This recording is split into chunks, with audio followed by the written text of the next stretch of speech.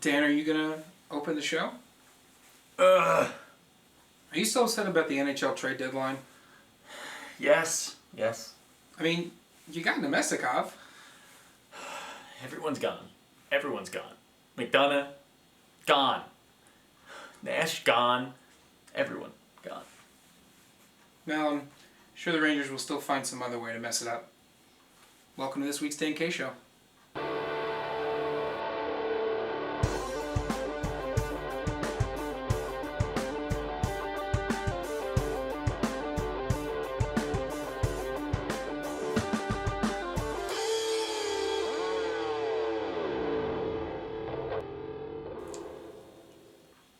Welcome to the Dan K Show, everybody. I'm Dan K alongside Lucas Jones. It's time to start off our show with our three things. I've somewhat regrouped from the trade deadline that tore out my Rangers fan heart. But thing number one will be, look on the bright side, Dan. We may have lost McDonough, Nash, and any semblance of what was once a good hockey team in New York with terrible trades like the Duclair for Yandel move, or the trading away Stepan without ever having a centerman that could slot in, or getting rid of Brassard for Zibanejad, and then Brassard brings home a huge trade return when he goes to the Penguins, and lots of other trades like getting rid of Talbot and leaving the volume on my laptop while we do the show. But I'll turn that off because, again, looking on the bright side, Dan K Show fans, that's what you have to do. And the number one thing, Vladislav Namestnikov, because guess what? I have the greatest idea if he plays well enough in New York. Carnegie Deli's new meal, Vladislav and Namestnikov fee. It's going to be delicious. A little slaw and coffee. Coleslaw and coffee? Is that something you eat? I'm Polish and I eat it every day. I'm very unhealthy. Thing number two, elite playoffs coming at you hot. We're down to 8 teams. We're going to be talking about it today. We're going to let you know our 8-team power ranking. Some of the teams that didn't make our power ranking made the final 8 heading to Marlboro for the big-time tournament of champions. Who's going to win it all? We'll have to wait for Marlboro to see. Thing number 3, the Premier's about to get there too, and we've got Premier predictions coming at you on this week's show. A lot of stuff, a lot of stories, a lot of talk coming at you fast next. Want Dan K and Lucas Jones to come to your town? Follow Dan and Lucas on Twitter. Dan at Dan_Komichik and Lucas Jones at LJones1138 hashtag The Dan K Show. Get more of The Dan K Show on their YouTube channel. Welcome back, USPHL fans. Welcome back, Dan K Show fans. It's time to talk playoffs, and when you're talking playoffs, you got to start with the elite teams, right? Because those are the ones who really make it happen come playoff time. And 8 elite teams have shown their way to the top of the charts. They have a week off before heading to Marlboro for the big-time Tournament of Champions, the big-time finale. 8 teams, 2 14 pools. We're waiting to find out who will slot in where, who will be playing who. But Lucas, let's look at these squads and tell me who you think has the best chance to make a title run here. Right now, looking at this, we look at the Florida bracket. The number 1 Tampa Bay Juniors moved their way out along with the Florida Junior Blades. Of those 2 teams, Lucas, who would you say is the best title shot? I think the Tampa Bay Juniors do. Yeah. And I think Tampa Bay has proven themselves late in the season, so I think they have some good momentum into the playoffs. They have good depth as a team, so I think they have the best shot out of those 2. I've watched this Tampa Bay Juniors team. I've seen Spike in net, Perry back there. It's a deep team, deep goaltending squad, always big come playoff time. One thing I'm going to talk about here is lineage, right? And that Florida Junior Blades team seems to roll out winners, and that organization loves winning hockey games. I think they're a little better than people think, and they could be a bit of a surpriser come playoff time. It'll be fun to watch the Blades mix it up with some of these northern teams. And speaking about some of the teams from the north, let's go to the North Division. That's where IHC and the Boston Bandits, the 1 and the 3 seed, surprising the 2 seed, jumping into this one. That's been the story from the North, the 1s and 3s, as the same happened in the Mid-Atlantic with the Hitmen and Beijing Shougang Eagles. First, IHC and Boston Bandits, are you surprised to see those 2 teams? I'm really not. I know at the beginning of the season, I said I was, looking forward to the Boston Bandits season. They seem like they have a good squad. They were coming into the USPHL. I said they were looking to make their mark, and they definitely have. IHC is a perennial favorite, as we all know. They always seem to find their way into the playoffs one way or another, so definitely no surprise to see these 2 teams here. I'm definitely not surprised at all, but I'll tell you what, this IHC elite squad, they've been fun to watch this year. They're potent offensively. I think they're going to have enough defense to make some trouble happen for these teams. But we go to the Southeast, where I think the toughest two squads may be sitting right now. The Southeast has been very strong from the top down all season long. It's been a tough division to play in. Charlotte Rush, Hampton Roads Whalers, two teams that play a different style of hockey, right? The Rush are a very deep team. Don't get me wrong, they have a lot of skill, but they're powerful, and they're going to body you and bully you off the ice. Hampton Roads, always known for their ability to put the puck in the back of the net. Just how strong are these two teams? Are these the two favorites out of the 8 going into the playoffs? I think they're two of the favorites. I don't know if they are the two favorites, but they're definitely teams that, the Rush get behind. They're open ice, fast skating, goal scoring. They're monstrous on the ice. They've bullied teams from every single division, every single style of play, every single skill level. But Hampton Roads has proven their ability to adapt and overcome multiple times during this season. So I think they're definitely going to give whatever teams they're paired up with a lot of trouble. Expect these games to be close late. If you're playing the Rush, you got to keep a cool head. You got to keep it together because they'll make you draw penalties and they'll put you down a man. Yeah. And Hampton Roads, you got to play all 60 minutes against them because they can score from the first minute to the last second. You really do. Both of these teams are going to be very difficult to contend with, but let's look at a late bloomer here. We go up to the Mid-Atlantic where the Hitmen and the Beijing Shougang Eagles are. 3-seed Beijing Shougang Eagles. We both got a chance to watch this team play. They sweep a Rocket squad that was the top scoring offense that I've seen outside of Charlotte. They were fast, they were skilled, they had a 100-point getter in Devin Ralph, and they still didn't have enough to beat the Beijing Shougang Eagles. This is a Shougang Eagles team that started very slow. Very slow. It looked like it might be a rough year for these guys, and they hit the reverse button. They went back to the start of this movie, and they've written a new script, and it's been incredible. They beat a big-time Rockets team handily twice in a row. They're taking overtime victory to head to this big-time 8-team tournament. How dangerous is Beijing? Well, I think Beijing, what they've done is they've proven that old, almost a cliche, that once you get to the playoffs, it's a whole nother season. Yeah. You can have whatever season you have, but all you have to do is get to the playoffs, and then you can write a new story from scratch. Yep. Beijing has definitely done that here. They've taken it to this Rockets team, and they've earned themselves a spot in this top 8. I think they're going to give the Hitmen certainly a lot of trouble based on what we saw in their first couple of games. So we'll have to see how this one plays out. I mean, these two teams together, depending on where they end up, could create a lot of trouble, especially with Beijing, because I can almost guarantee you that a lot of teams have not necessarily prepared to play this team. Yeah. It's a team that earlier in the season, like you said, didn't even make our power rankings, but they have turned on the Jets late in the season. And you want to talk about turn on the Jets. They powered past a Rocket side that was fast. Ethan Ho, number 92 on this side, absolutely stellar. If you want to know the one player, I'll tell you right now, you have to see in the game of hockey that is playing at a place that you may not be expecting it. It is Ethan Ho with this Beijing Shougang Eagles squad. Him mixed with the defenseman Johnny Wang, who I will tell you what is Beijing's answer to Ryan McDonough, who just got traded today. He is a defenseman that is on the ice half of the game, big time shift getting, big time hitting getting, scoring game-winning goals from the blue line. This guy comes up with a humongous power play game-tying score in Game 2 with 3 minutes left. Clutch defenseman. I think this Beijing side is fast enough to really trouble some sides. They went out and they beat the Skipjacks Hockey Club. They went out and they've beaten a couple big names. They can go out and grab a W. They can grab a W any day.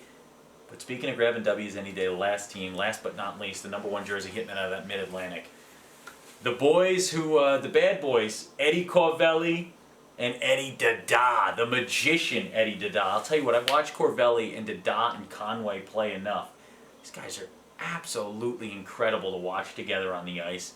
This team is fast, it is skilled, and for me right now, I think they might be just a bit above some of these other squads. I think they might be a favorite heading into this. Well, I think they've definitely been favorites in the past. I think they have a very strong team this year. I think the problem is that all of these teams are so competitive in their own way. You've got teams from Florida that have proven they can compete with teams from the North. Teams from the Mid-Atlantic that have proven they can hang with the teams from the South. Yeah. So I think it all depends on where the groups are seated. I think it depends on how long those games go. We don't want to underestimate how much an overtime game can wear on a team a little bit faster than a team that wins handedly in the first or second period, not having to really struggle through the third period. So I think it'll have to wait and see how these groups kind of pan out to really go forward. And I think it's an elite division that shows a lot of parity. It's going to be interesting the way these groups shake out. Once we have that group information, Lucas and I are going to be getting you predictions on who we think are going to find the semifinals, who's going to win it. We're going to give predictions. There's going to be a winner. There's going to be a loser. And there's going to be some punishment to pay. We'll let you know about that in the next Dan K show once we have these groups all set and all laid out. Next up, we're going Premier Playoffs. We got to make some predictions and find out the rest of the teams joining the elite squads in Marlboro. We'll be back with a little more after this. You are watching the Dan K Show. Everything USPHL, from the NCDC to the Premier and Elite Leagues. The Dan K Show with Dan K and Lucas Jones. Welcome back, Dan K Show fans. It's time for the Premier Playoff predictions with two premier hosts of a premier hockey podcast. Dan K Show, Dan K, Lucas Jones, bringing you our premier predictions. They start in the Midwest East. That's where I'll start it. I'll start it there. I'm going to try to trick Lucas up. We had a way we scripted it. I'm going to mix it up a little bit. Game 1 in the Midwest East. The number 1 Chicago Cougars taking on those number 4 Decatur Blaze. Who you got? I got the Cougars on that one. He's got the Cougars. He's going to make it simple. I'm going Cougars as well. I think the Cougars come into this one with Tom Cruise leading the way behind the bench. I think that they're a deep enough team. I think they're the best team in this Midwest East. They're going to find their way to Marlboro. Again, winners of all these games we're about to pick end up in Marlboro immediately. They will be seeded into one of the 4 3-team groups going into the Marlboro playoffs. Next up, we've got the next game in the East. The next Eastern squad will either be the Motor City Hawks, the number 2 seed, or the Detroit Fighting Irish. Dan Vasquez of the Fighting Irish taking on Jason McCrimmon of the Motor City Hawks. It's a Detroit battle, the battle under the bridge. Who takes it?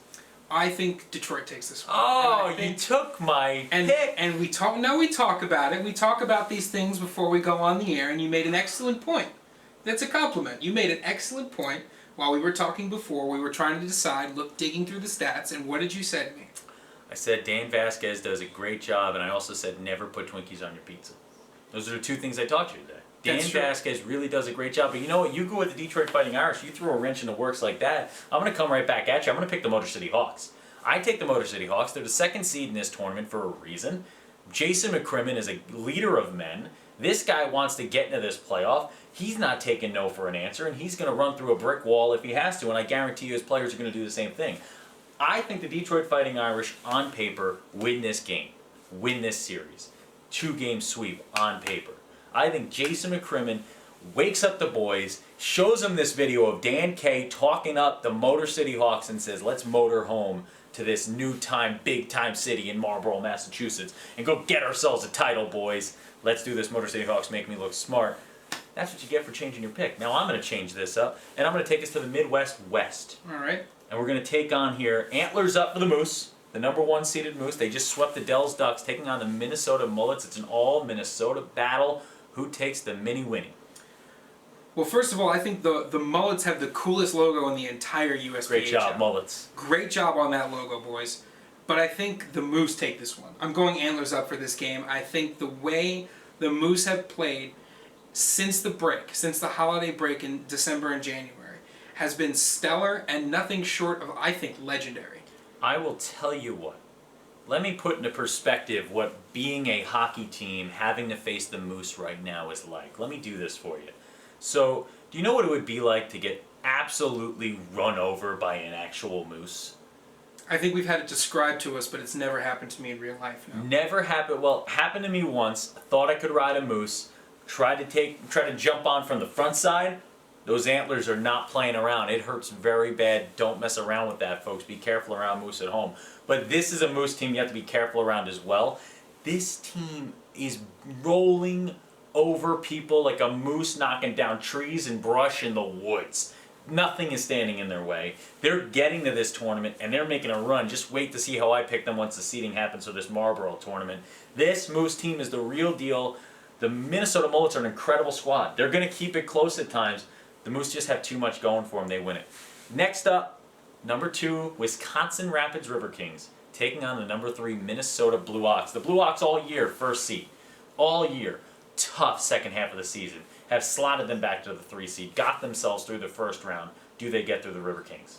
I think they do. I think it's going to take the Blue Hawks 3 games, and I think the key for the Blue Hawks here is to limit the amount of time they spend in the box. The River Kings love to take advantage of those odd man opportunities. They have a very high percentage when doing so. I think if the Blue Hawks can keep themselves out of the box and pepper the River Kings goaltenders, take a lot of shots on net, get some bouncing pucks in front, use that physicality, get some puck luck, knock a few in, I think the Blue Hawks have a great chance to take this one in 3 games. Let me look right into the camera right now. Dan K is a man of the people. He's a man that listens when a fan reaches out to him and calls him a jabroni. When a fan reaches out and lets him know he's just not doing a good enough job. And when we made our Premier Power Rankings, I missed out, brothers. I missed out on a Wisconsin Rapids River Kings team that was unstoppable, unbeatable, infallible. They wouldn't be unfallible. That'd be pretty cool if I could have undone that one, but I couldn't. And it couldn't be undone if I made the mistake. The Wisconsin Rapids River Kings, Sean Ryan's Wisconsin Rapids River Kings, they win this thing. They sweep the Blue Hawks. They're heading to Marlboro. This team 9-1 since I didn't put them in the Premier Power Rankings along with Lucas Jones. That's a Dan K bump. That's a hashtag Dan K bump. You're welcome, Wisconsin Rapids River Kings. You're welcome, Sean Ryan. Thank you for calling me out. And I'll tell you what, Wisconsin takes this and they prove me wrong all the way to the finish. I am going to have an apology video set up for Sean Ryan on cue that he could play at all times to remember when I apologize to him for being so wrong about the River Kings. They're a great team. Let's move on, Lucas. I've apologized enough. I don't have to apologize for just how good the Monarchs have been. They are in the North taking on the 6th-seeded Cyclones, who are coming off a big-time upset. Monarchs, Cyclones, who you got? I got the Monarchs on this one. We've watched this team again all season. Cyclones have a great squad. They play hard, they play fast, they take no prisoners out there on the ice. But the Monarchs are a highly, highly skilled team. They've got a lot of momentum behind them. Started off strong, faltered a little bit, but I mean, I guess you kind of have to falter a little bit when you start off undefeated. There's nowhere else to go except for faltering a little bit. But the Monarchs have ended the season in a strong way. They've got that home ice advantage. I think they're going to take this one. Monarchs handle this one, and the reason why they're at home. And that's the greatest home environment I've seen in this league landscape. I love it in New Hampshire. The New Hampshire Monarchs, they take this one. Big time win for the Monarchs. Big time Dan K bump from me. You're welcome, Monarchs. Take credit for that one, too. I'm going to take credit for the Monarchs bump. Hashtag Dan K Monarchs bump. You're welcome, Monarchs, for a great season. Let's go to the next one. Number 2, IHC taking on number 4, South Shore. I think me and Lucas disagree on this one. Yeah, you can always tell when the smiles pop up after a game, there's a little bit of disagreement. These are 2 teams that, again, we follow all season. That's what we kind of looked at the brackets and we said, wow, these are all teams that we know a lot about. This is going to be great. We can actually talk about these teams, and I'm sure we'll be in full agreement. We were not in agreement on this game. I'm going to go IHC. I think IHC, they're the favorite. The Kings have had a little bit of a slow end of the season. I think the key for IHC is to capitalize on those odd man opportunities. One of the issues the Kings have faced late in this season is the amount of penalties they've been taking. IHC is not the team to be a man down against. Historically speaking, when the Kings have played IHC and they've taken a lot of penalties, IHC has made them pay because that's the way their offense runs. Their offense runs on it very much, oh, we have a power play, now we plug in the plan, we flip the switch. And more often than not, I think against any opponent, IHC can be successful. Tell you what, you see this? This is a script, folks. We don't read it. We don't go from it. And I'm about to go off the script, okay? I'm about to go off the script with this one because that's what the South Shore Kings are going to have to do if they want to beat IHC. Look at me right now, South Shore Kings. It's an IHC team that does things the right way, right? They're going to be disciplined. They're going to be fast. They're really well coached. They're really well put together, but so are you. You're fast. You're talented. You've got the defense there. You just need to stay out of the box. That's an easy thing to fix. It's an easy thing to fix. You got a week to get ready for this game. You've got game planning. You've played this IHC team multiple times. You've beaten them out there on the ice. The goaltending of South Shore, the defense of South Shore, they're going to have to work together. Goaltending wins titles, though, and the goaltending of South Shore all season long has been just so good. It's been there.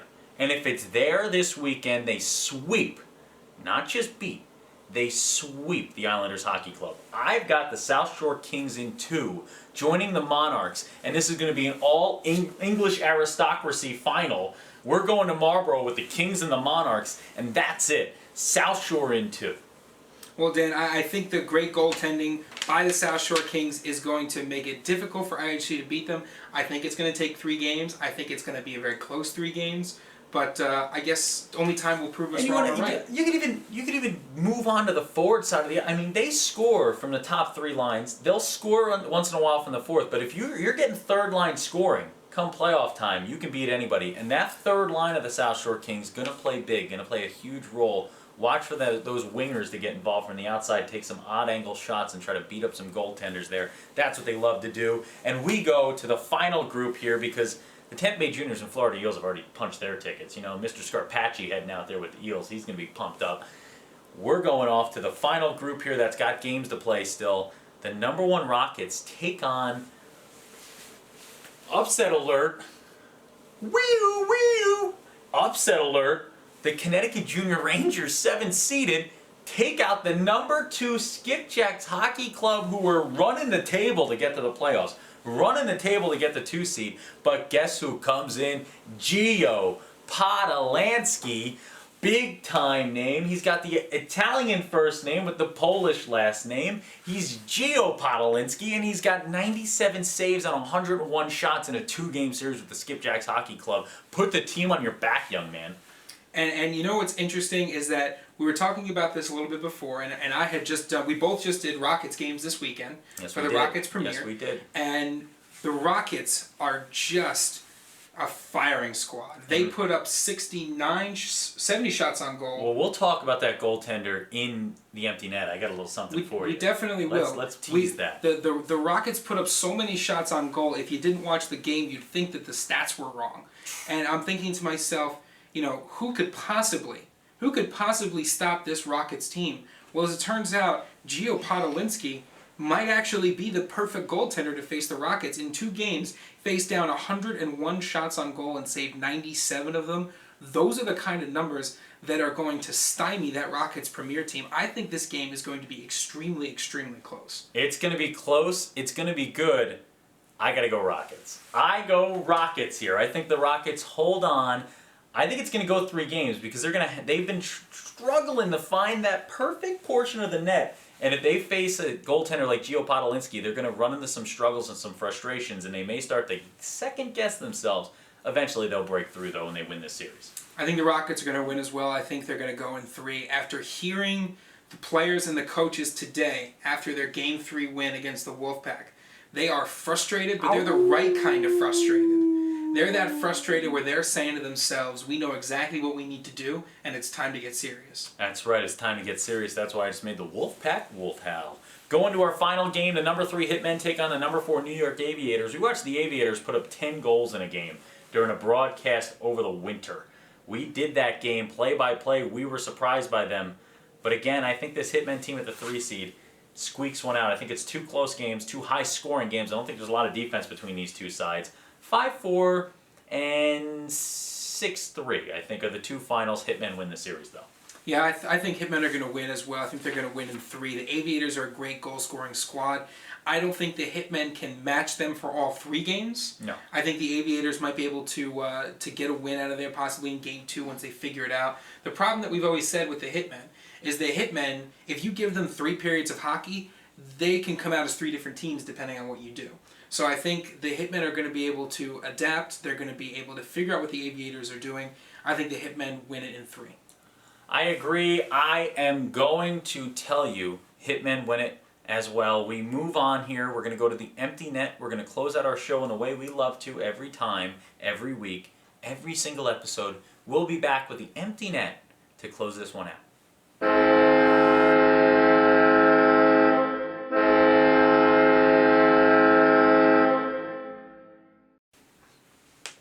Alright, Dan K Show fans, sadly we've reached the end of another week and another Dan K Show. As we get very close to the end of the season, we start to see some of the more touching stories, and one touching story that came into us this week, one of our favorites in the entire league landscape, from the Ironwood Youper, Scott Sturgeon, head coach, general manager, wizard of hockey, wizard of everything in the Yoop. This guy has been an absolute pleasure to meet, to get to know over the year. He's got an incredible organization. Scott Sturgeon retiring from the Ironwood Yoopers, he said, after years and years, decades in the game of hockey, finally hanging him up. Just how great, Scott. It's been great, you know, like you said, it's been great getting to know him. He's had a great hockey career, taking the Ironwood Yoopers and bringing them to the playoffs here. You know, we've had a lot of conversations with him over the year. We know he's got a passion for the game of hockey, but I think, you know, he recognized that, hey, you know, let's try something else here. Let's go do something else, and you know what, we respect that, and you know, when you feel like it's time to retire, that's when you know it's time to retire. That's what they say, you know. I'm not there yet, although my bones and joints feel like I am at that point in my life, but I'm not ready to retire. But Scott, cheers to you. It's been a pleasure to get to know you, and you've had an incredible career, everybody. If you haven't seen Scott up there, this guy should be in the Hall of Fame of the Yoop. He should be in the Hall of Fame of hockey up there in the Midwest. He's a big-time hockey name. Great career for Scott Sturgeon. Round of applause for you, sir. Moving on. We have to give one more round of applause before we wrap this thing up. And I had a tweet that I sent out this week about the Greek god of goaltending. And Lucas referenced him on the broadcast we were doing earlier this weekend. Hartford Wolfpack goaltender Zane Angelopoulos sees his season end. But before that, does everything he can to keep his team in it, stopping over 140 shots in 2 games. Over 140 saves in 2 games, including a 65 save in 66 chance performance for a win over the New Jersey Rockets 3-1 on the road. The Greek Freak. This kid's incredible. This kid's the next level. How fun was it to watch the Angle Man? Oh, it was great. You know, yesterday you and I were doing the second game, and we saw him put up all those saves. And then today I was doing the game at 12:30, and he saved 29 of 30 in the first period alone. It was, like I said, if you didn't watch the game and you just saw this scorecard at the end, you would say, okay, who messed up the counting for this kid? Because there's no way he could have stopped that many. And it wasn't just, sometimes you get a shot on goal, it's like, it's an easy save to make. None of these saves were routine. You had Rockets players firing from the slot, from the blue line. In the third game, they were executing that high-low game, a lot of wraparound shots, bouncing the puck off the backboards, bouncing pucks in front of the net, bodies in front of the goaltender. Excellent job by Zane. Having seen it in person twice, I cannot overstate how impressive of a performance that was. In Zane in the membrane, in Zane in the net is what Zane Angelopoulos was, and I'm insane in the brain. Dan K. Lucas is... Thought I had him this week with that one. Thought he'd think I was just setting him up to talk, but he still won't close the show. I will, though. Remember, when Dan K's on the mic, it's always hockey night. And it's playoff time, folks. Let's get this thing down to ice level. We should really figure out what the punishment's going to be for who loses. Here's my thought on the punishment. It's called the Hot Ice, and it's brought to you by Dale Brickma from the Chicago Cubs in Rookie of the Year. It's hot ice. You heat the ice. It's the best of both worlds. So my thought is, you take a Pocky chip. You got to eat a Pocky chip. As you're eating the Pocky chip, the other person gets to dump a cold bucket of water on your head. Hot ice. That seems obnoxious. Seems very dangerous. Yeah. How about we do what we wanted to do last year? We put a bunch of rocks in our pockets. Oh, you get with the rocks in the pockets. And whoever this guy has been trying to get me to go into the ocean with rocks in my pockets for years, and I ain't doing it. I'm going to bring you hockey. We're going to be out there. You let us know. If you have an idea for a punishment for us, for the loser of the choices in the playoffs, let us know. The loser will be getting punished. We'll do whatever you say. Tweet us at @the_Dan Show. See you next week. You're just afraid of the ocean.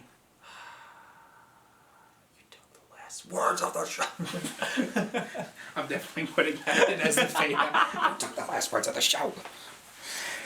That's great.